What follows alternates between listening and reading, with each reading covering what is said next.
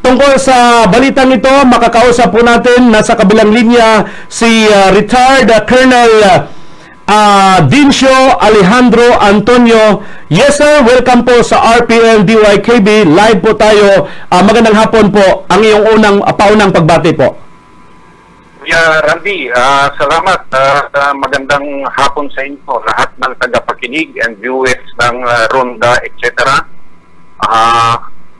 Papasalamat po unang-una sa oportunidad na ibinigay ninyo sa akin at sa aming grupo. Maraming grupong retirado sa buong bansa. At ang akin, bilang isa sa mga advisors ng AFP, CG, JFRSBA na pinamumunuan ni Mr. Bunagan at ang founder nito si retired Lieutenant Rex Antalo.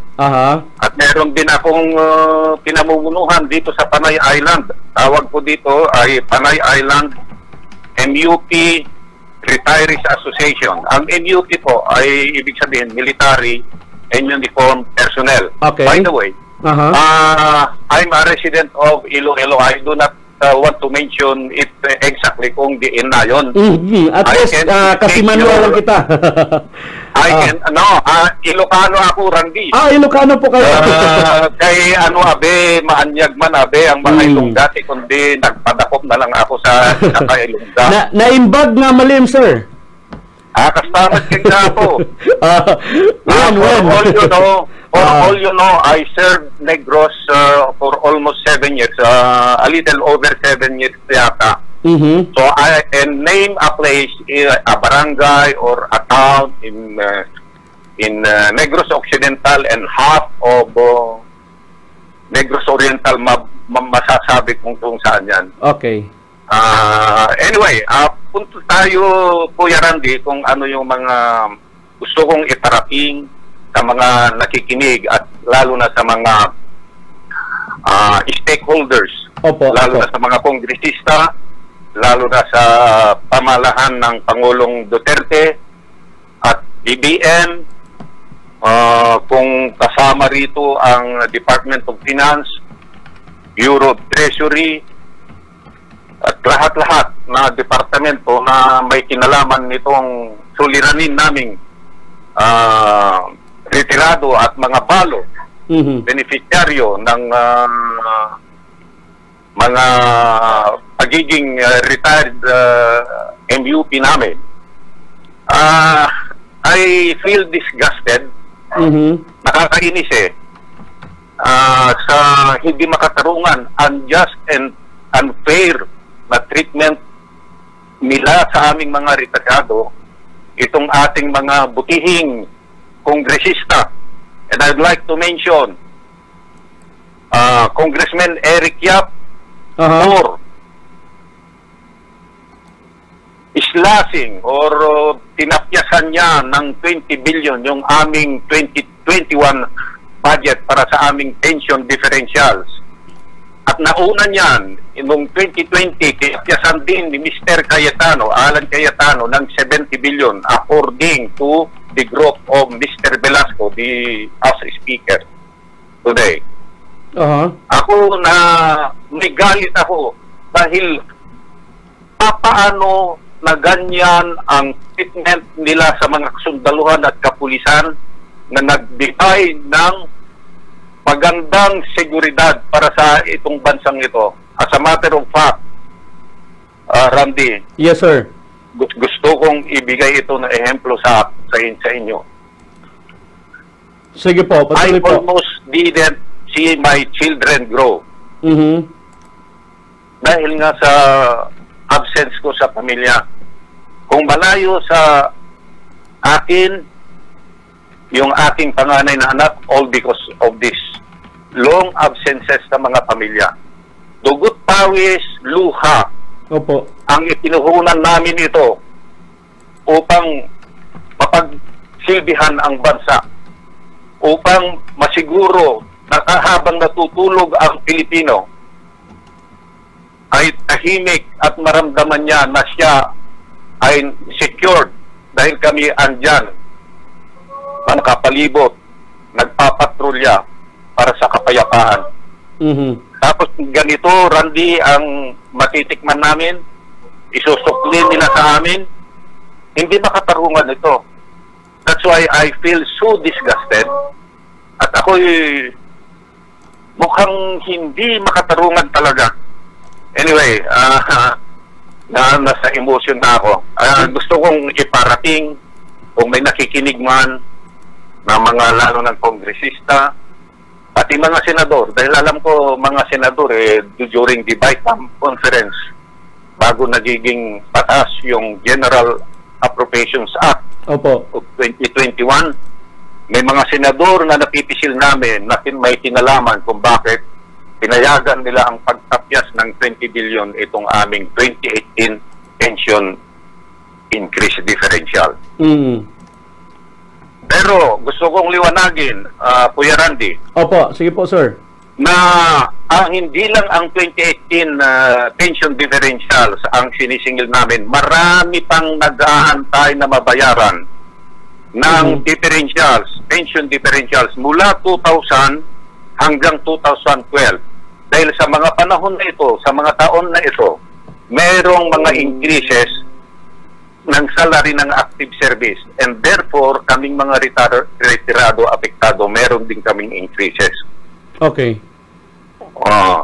Ngayon, isama na rin natin yung lump sum differential, dahil yung mga nag-retire ng before 2018, 2019, like 2015, 2016, 2017 sila nag-retire, dapat meron din silang lump sum differential. Ito lahat ay sinisingil namin dahil hindi na kami halos makapag-antay.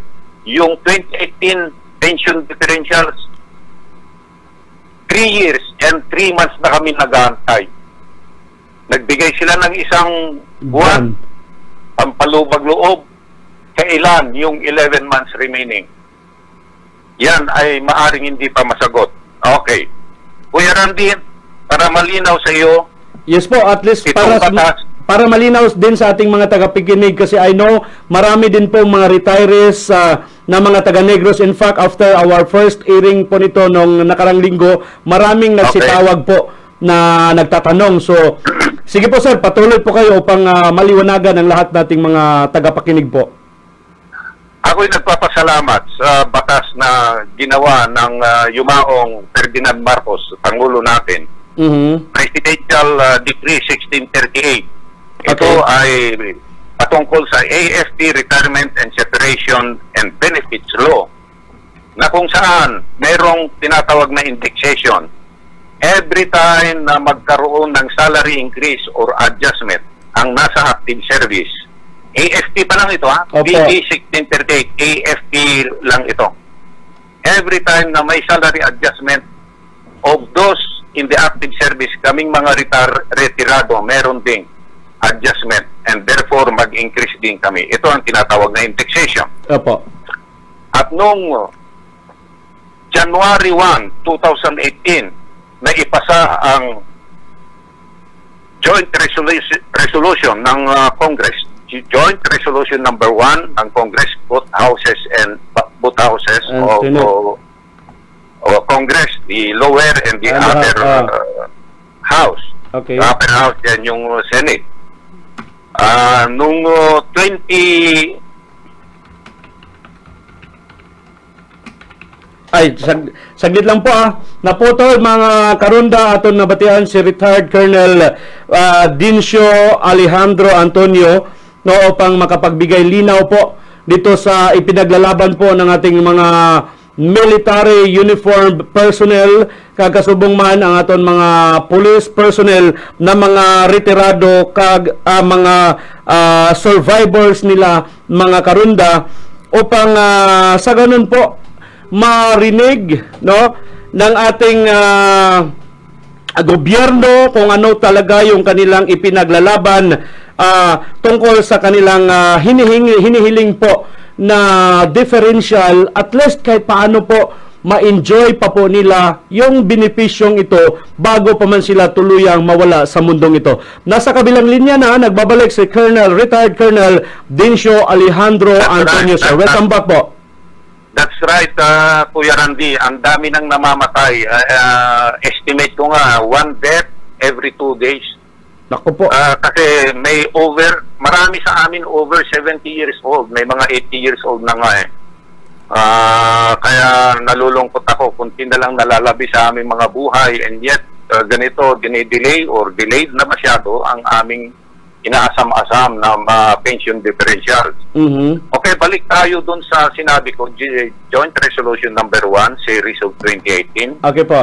Yung effective 2018 ng January, naumpisan ng bayaran ng increase ng nasa active service. Pero kami, nakalimutan, wala. 2019, na bayaran kami, pero not in one count kasi nabayaran kami bandang October na yata o July of 2019. Pautay-utay. Anyway, naging staggered. naging staggered. Nabayaran naman kami. Pero we were expecting na 2020 sana ibigay na nila sa amin ang 2018. Hindi nangyari. Dahil nga sa sinabi na tinapyasan ng kampo ni Alan Cayetano ng 70 billion ang aming pension and gratuity fund. Kaya ako minsan nag-iisip ng paano kayang may kaluluwa kaya pa itong mga taong ito? Hindi nila tinignan, hindi nila ginalang ang uniforme namin na nagsilbi naman ng gusto sa bayan. Kaya nalulungkot ako, Randy. Ngayon, kung dahil ito pumutok ng gusto nung magsalita si Mike Defensor ng Kalusugan Party List House Plenary at sinabi niya na tinapyasan ng kampo ni Velasco ng 20 billion ang aming pension and gratuity fund. At na-post to the wall, kumbaga, si Eric Yap. Kaya nagsalita siya, nangako siya magkakaroon ng supplemental budget. At nung March 27 yata, March 25, nag-file mismo si Lord Alan Cayetano, the House Speaker, ng supplemental budget amounting to 54.6 billion pesos. Saan na ngayon yung bill na yon? Supplemental budget bill sponsored or authored by Mr. Velasco. Ibinigay sa Appropriations Committee ni Eric Yap. At siyempre, hanggang ngayon, hindi pa nagagalaw yun. Sana naman, itong mga congressman na ito, gawin nilang mas mabilis. Kasi nakikita ko sa website nila, kahit naka-recess sila, may mga House Committee meeting sila, virtual nga lang. Pero they can do it naman para mas mabilis. Baka it will take time ito na naman dahil dadaan pa sa Senate bago magkaroon ng BICAM o what, then bago pupunta sa table ng ating Pangulong Duterte. Para kanyang perpermahan. Sana naman mabilisan nila upang makabawi-bawi sila talaga ng gusto sa amin. Remember this, if you are listening, yes, sir, our bill lawmakers. Malapit ng eleksyon 2022. Palagay nyo kaya masaya kaming isulat ang pangalan ninyo sa baluta? Hindi siguro. And estimate ko, ang total, Kuya Randy, ng retirees at survivors, pag sinabing survivors, yung mga baluan, yung mga asawa nila, 220,000 people, i-times mo ng 6. Kay mga anak nila at saka mga manugang. Voting family members, yung pang mga friends namin. Correct. Yung pang mga friends namin. Baka abot ng 2 million ito. It can influence the result of a national election and even in a local level. Kaya nga po patuloy talaga tayong mananawagan sa kanila. Kaya nga, bigyan rin nila kami ng kunting pagpapahalaga. Hindi kami nagserbisyo na basta-basta naman na binaliwala namin ang aming uniforme. Correct po. Yung akong magpatuloy, Randy. Waiter, welcome na welcome po kayo, sir. Lahat ng gusto niyong sabihin na tatagos sa puso po ng ating mga mambabatas, sabihin niyo na po. Dahil ito po yung pagkakataon po ninyo. Para mas maliwanag at maliwanag din para sa mga membro ng organisasyon naming retirees groups. May tinatawag tayong National Expenditure Program. Mayroon din tayong tinatawag na General Appropriations Act. At under dyan sa dalawang yan, NEP at saka GAA, mayroon yung Pension and Gratuity Fund. Okay. Itong NEP or National Expenditure Program, this is the President's budget. Ito ay ipapasa ng DBM sa House para aksyonan nila dahil ang House, including the Senate, as a Congress, is the owner of the power of the purse. Sila ang may kapangyarihan paano gumawa ng budget, mag-allocate ng budget, magpundo ng budget. Makapangyarihan nga sila. Kaya tinakyas nga nila yung aming 20 billion din. Kanila, kapangyarihan nila yung ano ba naman. Itong NEP 2021 na ipinasa ng DBM sa House ng July yata o last year ay magiging General Appropriations Act of 2021. Ito na ngayon yung mismong batas. General Appropriations Act for GAA 2021.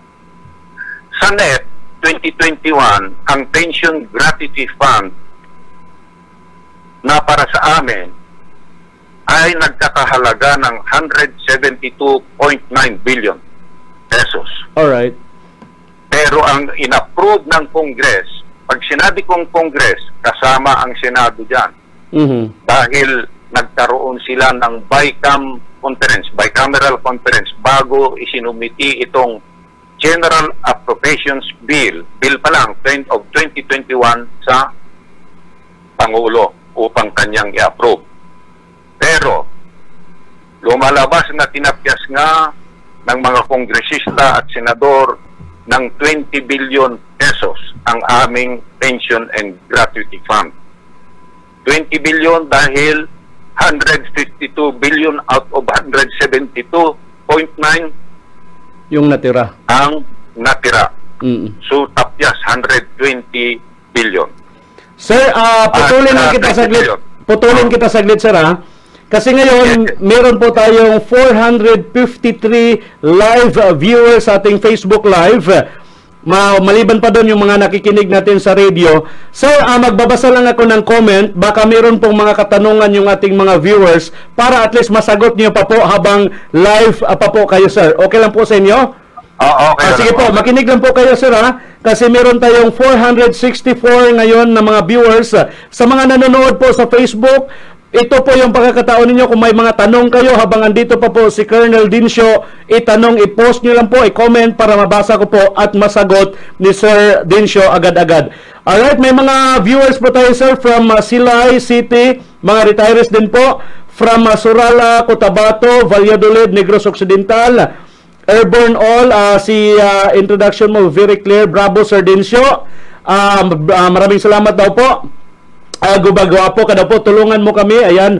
Ito na nga po yung ginagawa po natin na effort kasama katuwang si Ma'am Vanessa Cañete Razote na nagpakilala sa akin kay Sir Dincio para ma-interview po natin. Alright, saglit lang, sir. Billion po, Kuya DJ.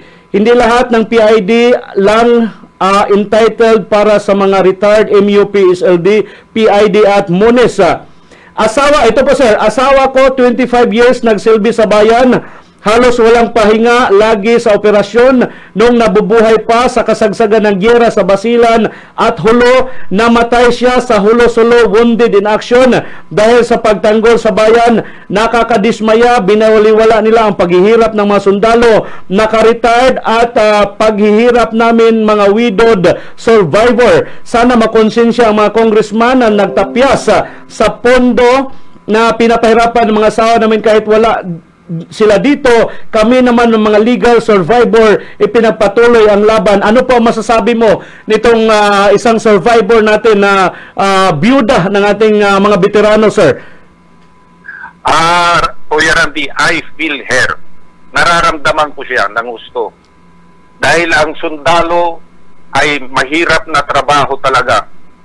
Araw-araw, kung nasa bundok ka, ang isang paamo ay nasa libingan na. Tapos ganito, nakakadismaya nga. Tama si ma'am, nakakadismaya na kung bakit mukhang wala silang respeto, wala silang paggalang sa amin. Ginaganito nila kami. 3 taon na mahigit. May mas sobra pa yung mga nag-aantay ng differential since 2000. Marami nang namatay doon.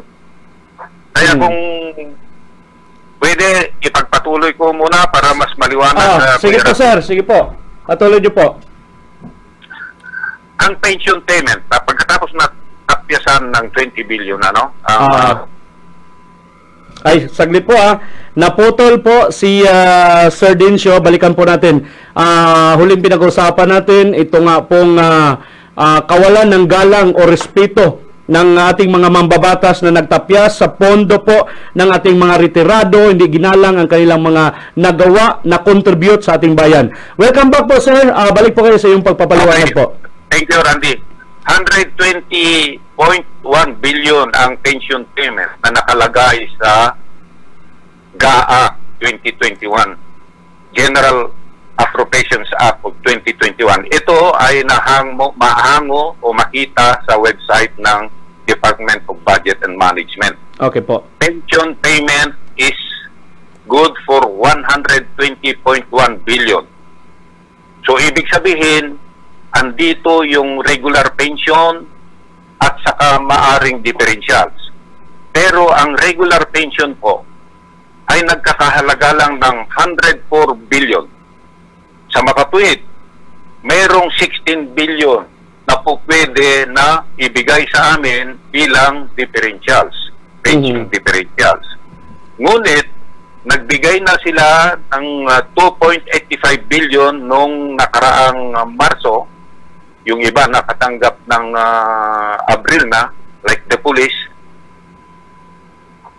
16 billion less 2.85 billion na 1-month differential na pauna nila, meron na iiwan na 13.1 billion.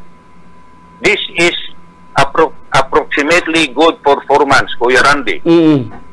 Yung 13 billion na natira. 13 billion, 13.1 billion na natira. This is good for 4 months. For 4 months. Pero may balita na according kay Colonel Octaviano of Bacolod na mayroong direct line sa DBM, mayroong halagang 6 billion na ibabayad na differentials as validated by the Commission on Audit, halagang 6 billion. Kung ito, I feel, tingin ko dito sa 6 billion na ito ay yung mga claims, differential na nangyari bago nagkaroon ng 2018 na increase.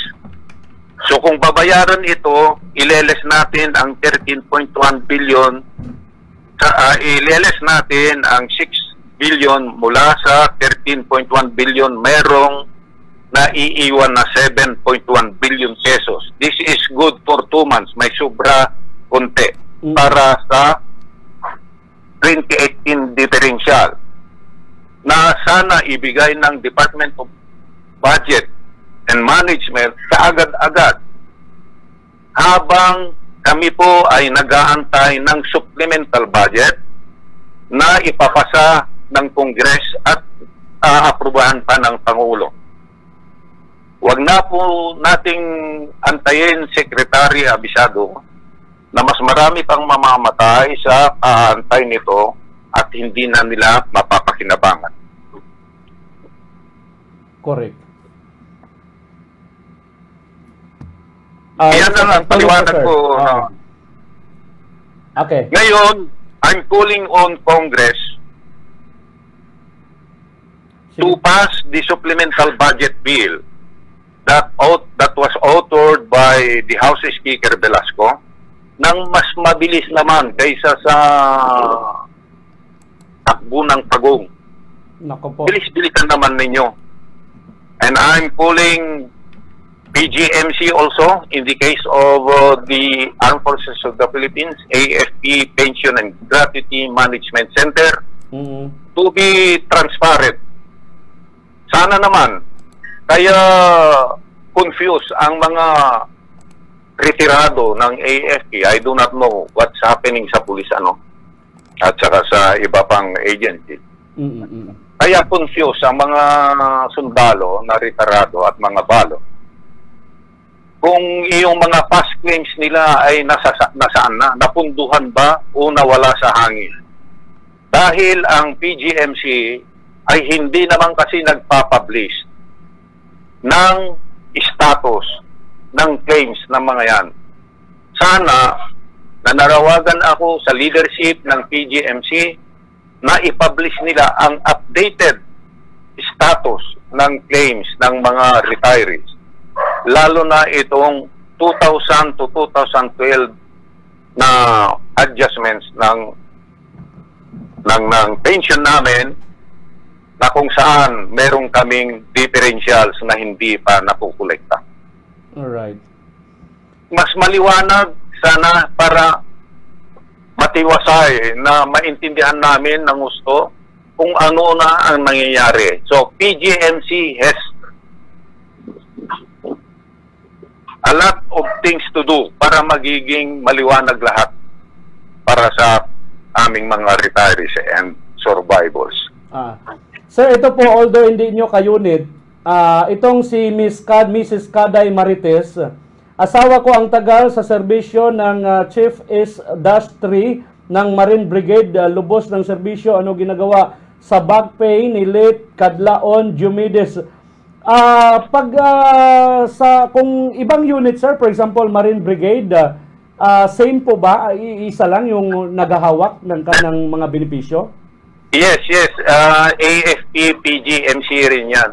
Alright, Armed Forces of the Philippines Pension and Gratuity Management dapat Center. yung PGMC talaga yung dapat napukpukin. Kabay pa, sana naman po, maawa naman po sila. Diyos ko, kawawa naman yung mga retirees natin at kawawa naman po yung mga retirees at survivors po natin. Ano po? Oo, Kuya Randy, ganito yung kasimple. Meron namang website o may Facebook account ang PGMC. Hindi man sila reply.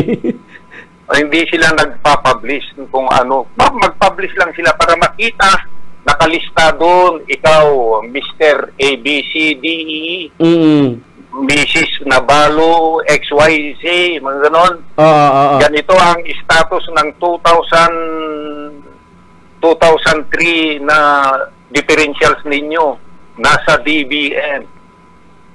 Nakalista. Mabasa sa kanilang website. At least may gabay, no? May gabay yung mga asawa, mga byuda at mga retirees natin.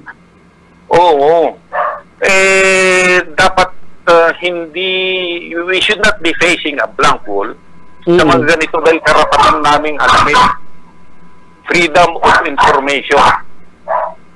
of information. Kailangan namin. Di ba, pera namin yan Mr. PGMC. Correct. Pera namin yan Bakit ba hindi ninyo ipaliwanag ng gusto kung anong nangyayari sa inyo? Anong status ng aming mga claims? Correct po talaga. Yan lang, Kuya Randy. Baka kung may katanungan pa kayo, baka kaya ko pang sagutin. Sige po sir, ako standby ka lang dyan kay kung meron pong mga katanungan rito yung ating mga viewers, tatawagan po kita muli bago magtapos yung ating programa sir, ano po? Yes, thank you. Standby lang ako. Panghuli niyo po muna ang mensahe sa buong Pilipinas na mga nakikinig ngayon na mga pensioner. Kasi alam ko sir, yung iba sa kanila nawawala na ng pag-asa. Alam ko yung iba sa kanila galit na kasi ako ramdam na ramdam ko rin po yung feelings habang nagsasalita kayo. Ano po ang mensahe niyo sa kanila lalo na po mag-ieleksyon na? Ganito Kuya Randy, hindi ako PMAyer. I rose from the ranks. I started my career as a private. And I became officer when I was already a sergeant. Kaya nararamdaman ko yung damdamin ng mga kapwa ko naging enlisted men. Lalo na yung kanilang mga balo. Pero liwanagin ko Opo. wala kaming political ambition. Okay, correct. Ang akin lang bilang isang naging opisyal ng Army. Dahil kahit nung nasa active service ako, tinatalima ko lagi yung saying na walang iwanan. Hanggang ngayon, retired na ako. Para sa inyo, mga kapwa ko retirees, mga balo, beneficiaries, walang iwanan hanggang makamtan natin itong mga nakabinbin na mga claims natin. Tutulong ako sa lahat ng makakaya ko na ipaabot sa mga kinauukulan kung ano ang nangyayari at ano ang nararamdaman natin sa kanila. Alright. Sir, patuloy muna kita sir. Meron pong nag-message dito. Hindi ko lang papangalanan. Pwede daw po ba kayong gumawa ng formal letter, ibigay nyo lang sa akin para dito mo lang, i-throw mo lang sa akin sir at ako na magpasa sa kanya. Meron pong isang napakalagang tao na nag-message na kikinig po sa ating programa. Ano, pakiulit? Ayon po nitong nag-message po dito sa akin, gumawa daw po kayo ng formal letter para po ibibigay niya kay blank. Yan.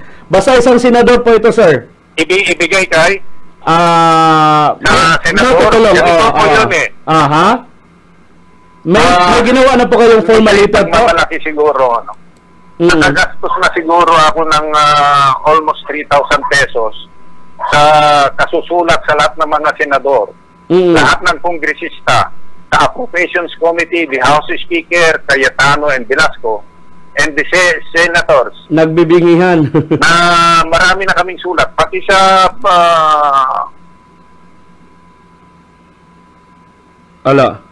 Andyan pa po kayo, sir? Hello po. Alright, naputol po si sir. Alright, magbasa muna tayo ng mensahe kay Sir Dincio. Sana po matulungan din po ang gaya kong... Moniz, killed in action po ang asawa ko October 2, 2007. Namatay pero hanggang ngayon po, sir, wala pa akong nakukuhang differential. Bago po magkaroon ng pandemya, 4 times a year ako nagpa-follow up sa task force. Differential ang laging sagot sa akin, maghintay lang hanggang inabot na ng pandemya. Gumastos siya ng napakalaki-laki. Isang Moniz po yun, sir. Survivor. No, gumastos na siya na napakalaki, pabalik-balik, pero walang nangyari hanggang inabot ng pandemya. Grabe na sakripisyo sa ating mga Hello po sir, Angel po ba kayo? Ayan. Hello Randy. Okay. Totoo yan, na inabot na lang ng pandemya at magdadalawang taon na itong pandemya, hindi pa rin namin natatanggap yung para sa amin. Amin pero yan Correct po. Anyway, ulitin ko, marami na kaming ginawang sulat sa mga senadores, sa mga kongresista, sa DBM, pati sa Office of the President, email, at saka NLBC na sulat kamay, NLBC na typewritten. Hindi nila pinakinggan. Hindi ko maintindihan. Grabe talaga, po? Hindi ko maintindihan. Pero gusto kong liwanagin, nung yung isinumiti na GAB, General Appropriations Bill, magiging General Appropriations Act yan pag pinirmahan ng Presidente. Opo, oo. Yung pagdating sa GAB at inusisa ng Office of the President kung nakapyasan ba yung sa amin, hindi na niya nakita yun. Hindi rin nakita ni Abisado. Bakit? Thousands of pages ang General Appropriations Bill. Thousands of pages. It will take the President no less than 3 months bago niya mausisa lahat yun. Kaya I do not blame the President na napirmahan na lang niya yon yung pananatapyasan. Naisingit, ano po? Kumbaga naisingit po. That's probably the reason na nung ibinulgar sa House Plenary ni Mike Defensor ang pagtapyas ng 20 billion. Abay, na medyo natakot si Eric Yap at kinuha yung mikropono at nangako na ng 20 ng supplemental budget. Dahil alam naman natin na ang Pangulo ayaw niyang naiitsipwera ang mga military and uniform personnel, active and retired. Pero umaasa rin kami na baka sakaling para mas mabilis ito, diktahan na lang ng Pangulo ang Kongreso gagawin na priority bill, yung supplemental budget. Correct. Na yan, upang magkaroon na kami ng peace of mind, Kuya Randy. Tama po. Sa ganun Hindi na mag-ingay pa. Ano po? Hindi na kami Grabe, no? Ulitin ko, Kuya Randy. Sige po. Every 2 days, makabalita ako na may namamatay sa sakit Naku at po. katandahan ng mga retirees. Sana naman, huwag nilang patagalin.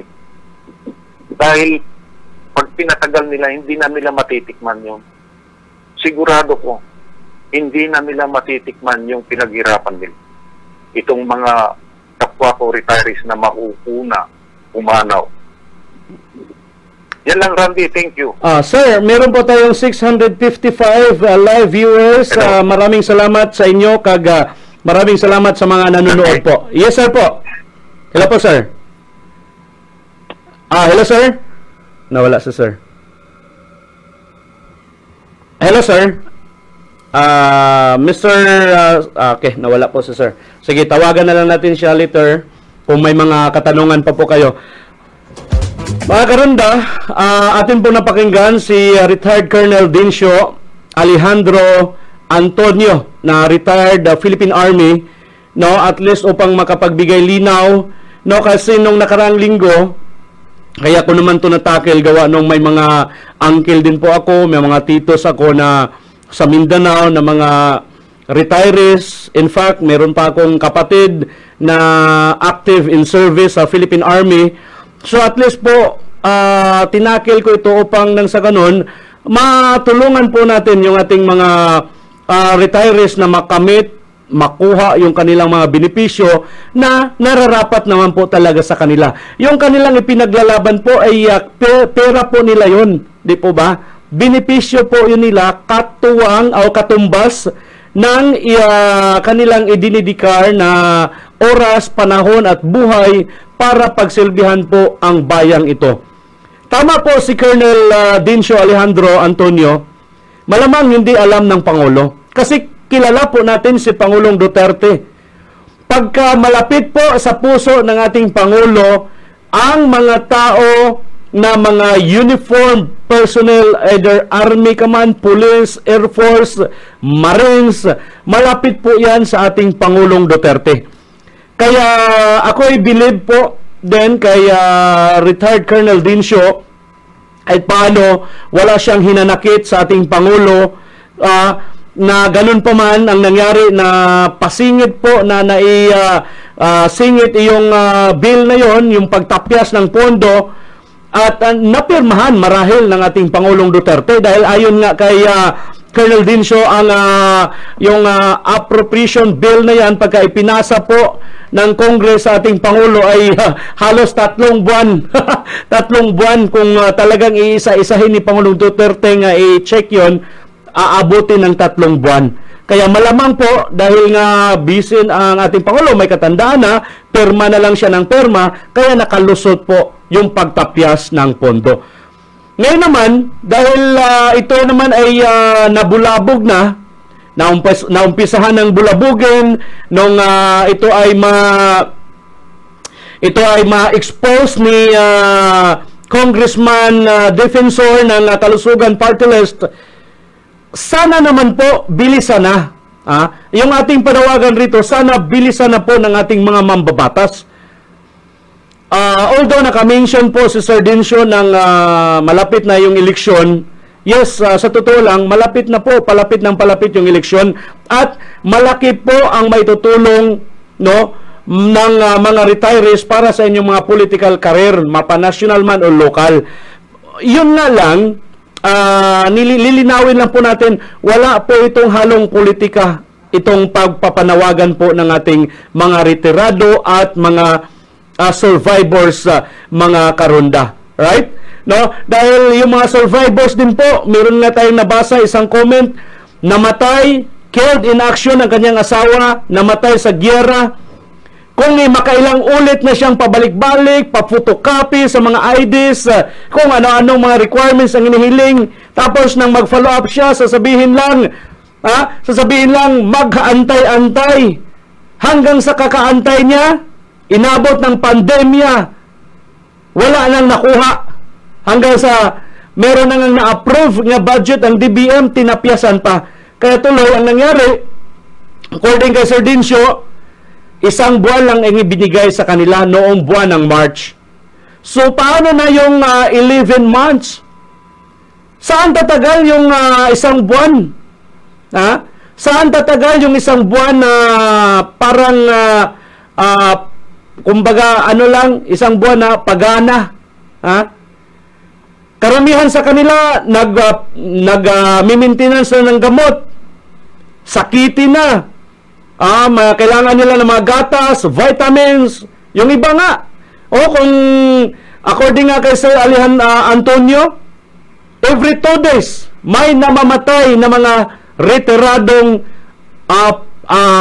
uniformed personnel po natin.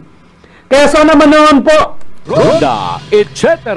sana naman po, pakinggan po ng ating mga mambabatas yung kanilang mga panawagan. Ronda, etc. Kasi kawawa po sila, kawawa yung kanilang mga pamilya na naghihintay ng mga benepisyo na nararapat para sa kanila. Kasi pera naman po nila, totoo naman po si Sir pera po nila yon yung kanilang hiniling. Hindi naman sila nagpapalimos. Ronda, Hindi sila nanlilimos ng pera sa gobyerno. Ronda, Kasi etc. allocated na po yung budget na yan para sa ating mga retirado. Ronda, etc. Ang problema sa PGMC, sa DBM, sa ating mga mambabatas, Ronda, etc. ano ang inyong ginawa? Parang ang nawala na ng pag-asa yung ibang mga retirees po natin. Dahil according kay Sir Dincio, parang hindi na po ninyo ginalang ang kanilang uniform. Ronda, etc.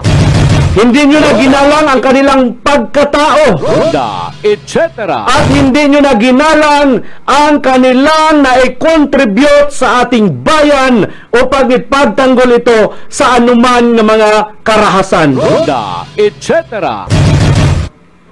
Maya-maya, ipagpatuloy po natin, magbabalik kami ni si Engineer Nunong de los Rios. Please standby lang po kung may mga katanungan kayo, i-comment lang, tawagan kong muli si Sir Dincio dito lamang sa RPN DYKB Bacolod. Ronda, etc. Si Ormi po at ang iBerry. Bilang leader, dapat laging malinaw. Malinaw ang mga batas na pinatutupad. Malinaw ang mga daang tinatahak. Malinaw ang mga nais marating. Malinaw na ang mamamayan ang dapat unahin. At nagsisimula ang lahat sa malinaw na paningin. Ang iBerry ay dietary supplement na may iBright Flower Extract at Bilberry Berries. As a supplement, isang capsule lang ng iBerry daily after meal. Kaya, if you're me, I'll take iBerry every day.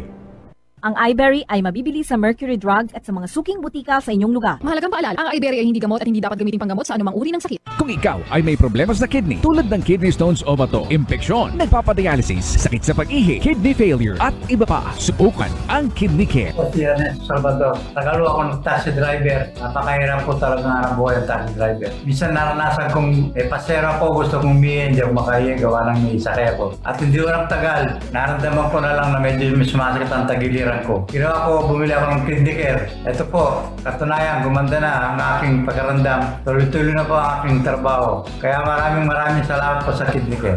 Ang Kidney Care ay mabibili sa Mercury Drug Store at mga suking butika. Ang Kidney Care hindi gamot at hindi dapat gamitin panggamot sa anumang uri ng sakit. Si Ormi po at ang iBerry. Bilang leader, dapat laging malinaw. Malinaw ang mga batas na pinatutupad. Malinaw ang mga daang tinatahak. Malinaw ang mga nais marating. Malinaw na ang mamamayan ang dapat unahin. At nagsisimula ang lahat sa malinaw na paningin. Ang iBerry ay dietary supplement na may iBright Flower Extract at Bilberry Berries. As a supplement, isang capsule lang ng iBerry daily after meal.